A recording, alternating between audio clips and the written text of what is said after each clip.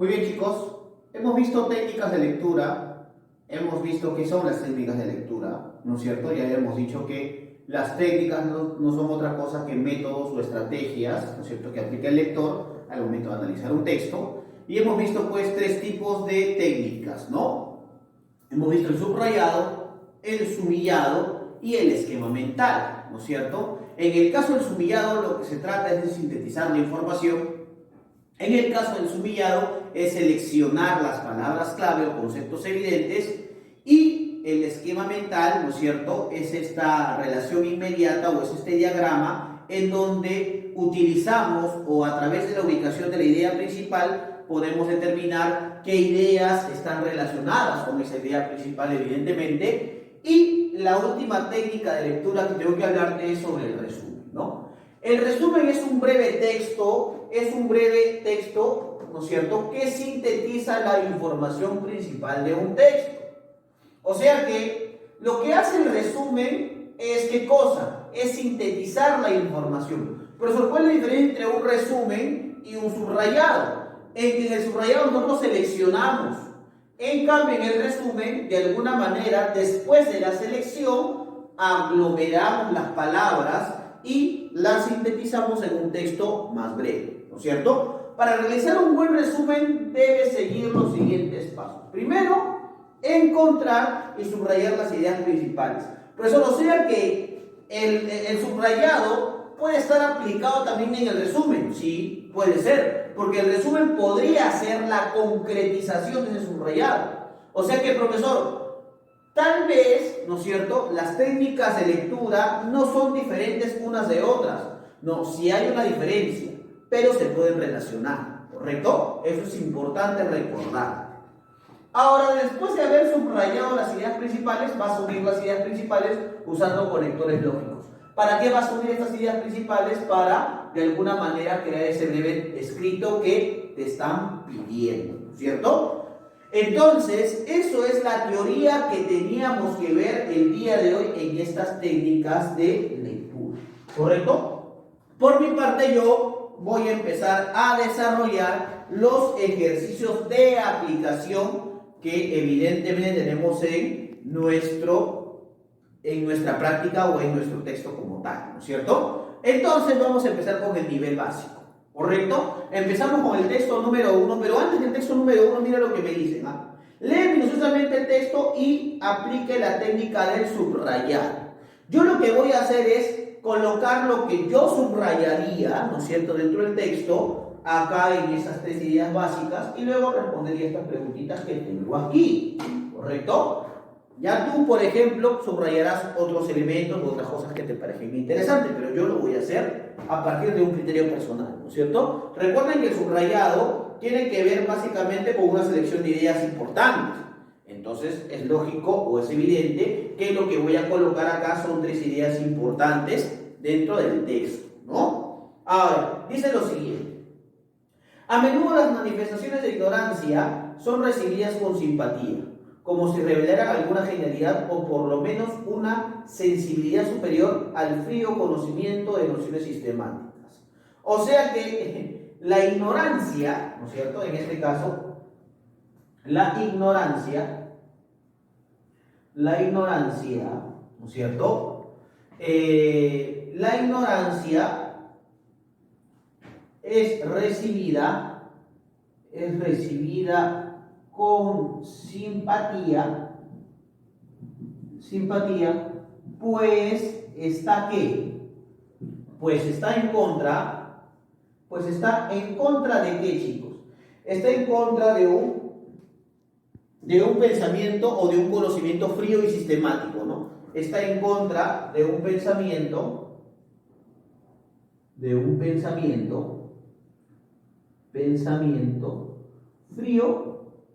frío y sistemático, ¿no? Sistemático. Evidentemente es esto.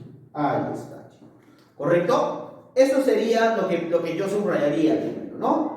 Luego dice, por supuesto es evidente que la posesión de las nociones no basta. No es suficiente saber dónde está el esófago para ser un buen médico, ni dominar la gramática y la sintaxis para ser un verdadero escritor. O sea, Esto quiere decir que las nociones de los conocimientos no bastan, ¿cierto? Las nociones del conocimiento no bastan. No bastan, ¿no? No basta, dice acá, y te dan el ejemplo, saber dónde está el esófago para ser un buen médico. Eso no basta.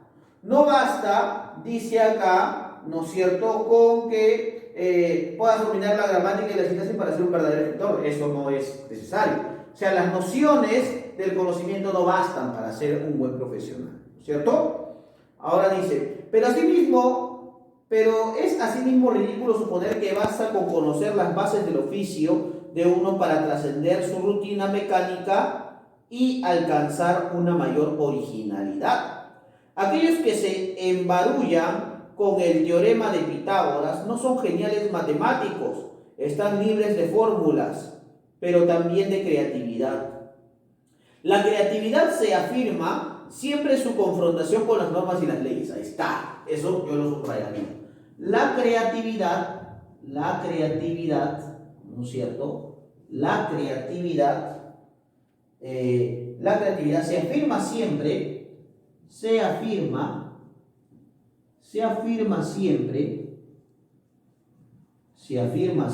por si acaso, se afirma siempre en su confrontación con las normas y las leyes.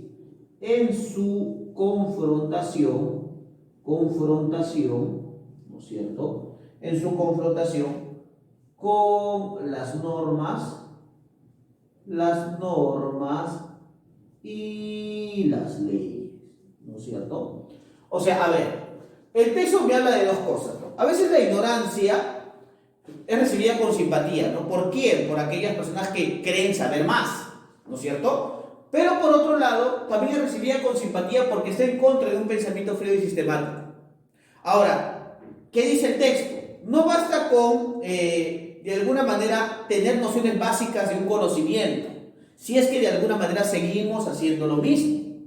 ¿Por qué? Porque los conocimientos deben también apelar a la creatividad, ¿no es cierto? Profesor, ¿y qué sería en este caso la creatividad? La creatividad es apelar a un conocimiento original, ¿no es cierto?, que, por ejemplo, pueda trascender y ayudar, ¿no es cierto?, a las personas a mejorar sus situaciones de vida, por ejemplo, ¿no?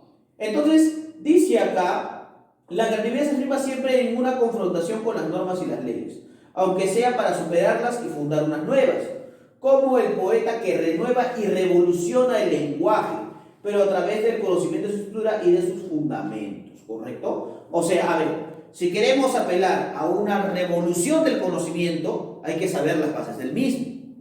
Pero no basta con saber solamente las bases, hay que manifestar creatividad en las mismas, ¿no? Te das cuenta que he llegado a estas conclusiones a partir del subrayado, ¿no es cierto?, de esos elementos. Entonces ya sabes lo que tienes que subrayar y eso es lo que me han pedido. Ahora, a partir del subrayado ya sería mucho más fácil contestar la pregunta número 1 y la pregunta número 2 del texto número 1.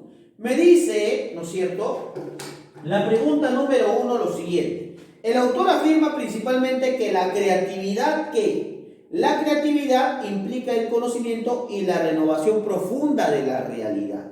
Por eso la alternativa correcta aquí sería la A, ¿correcto? La A, ¿ya?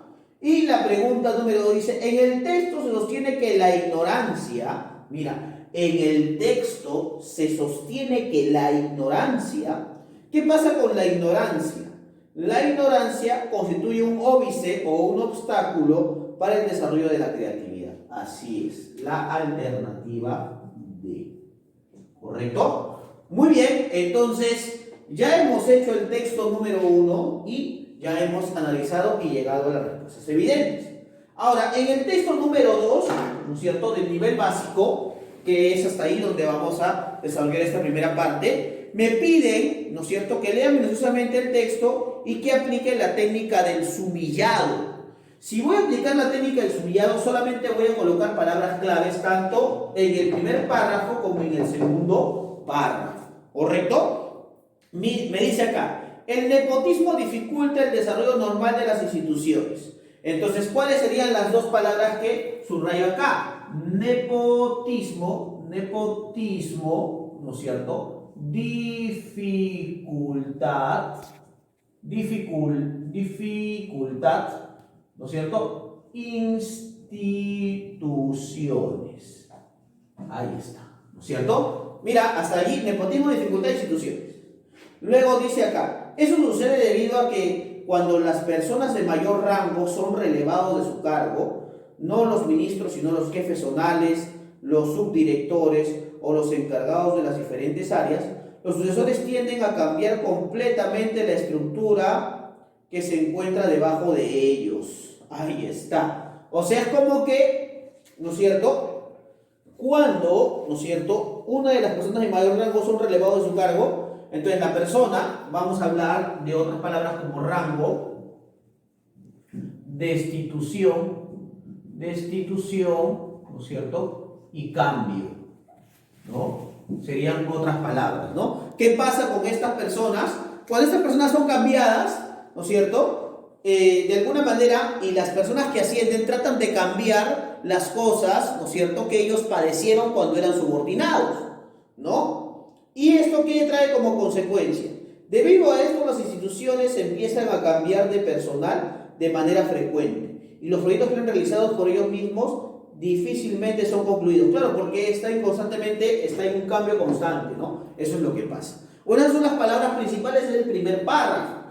Ahora, en el segundo párrafo me dice, el nepotismo siempre supone el inicio de una cadena que se extiende más y más, ya que posiblemente la persona de mayor rango fue escogida por la intromisión de alguien del gobierno, injerencia indirecta en el proceso de calificación. O sea que el nepotismo, ¿no es cierto? Acá podemos colocar el nepotismo, ¿no es cierto? Nepotismo, ¿no es cierto? Tiene que ver con el favorecimiento, ¿no es cierto? Y por acá, gubernamental. Pero lo que estamos viendo es también que corta procesos, ¿no es cierto? Hay un acortamiento de los procesos definitivamente, ¿no? Y finalmente dice el texto lo siguiente. El nuevo encargado, además, tiende a cambiar casi todo el personal que se encuentra bajo su mano, empleando personas que son allegadas a él. Ya sabemos qué pasa, ¿no es cierto? Cambio, ¿no es cierto? Personas, ¿no es cierto? Allegadas, ¿no? O sea, como un favorecimiento de estas personas, ¿no? Definitivamente. Y además, finalmente dice, estos a su vez emplean la misma manera a todos sus inferiores y la cadena se extiende, eslabón por eslabón, conforme exista cada vez más niveles de poder, pues, ¿no? Entonces es como un favorecimiento, ¿no es cierto? Pues que de alguna manera se contratan a personas porque son conocidas de alguien, etcétera, etcétera, ¿no? En eso consiste el nepotismo y esa es la técnica del subillado que hemos aplicado. La pregunta 3 me dice, ¿cuál es el tema central del texto? Fácil, pues el tema central del texto es las secuelas del nepotismo. Alternativa C, ¿correcto? Pregunta número 4 me dice lo siguiente. ¿El nepotismo tiene un efecto negativo en qué? En la administración pública, pues, ¿no? Alternativa C, claro, porque se cortan los procesos, pues, ¿no? Y la pregunta 5, el criterio de selección de personal para la adecuada marcha de las instituciones, según el autor, debería ser ¿qué? Debería ser la calificación profesional, pues, ¿no? Pero eso no se va a dar, pues, ¿no? Básicamente es porque hay una especie de amiguismo, compañerismo o favorecimiento del mismo, ¿correcto?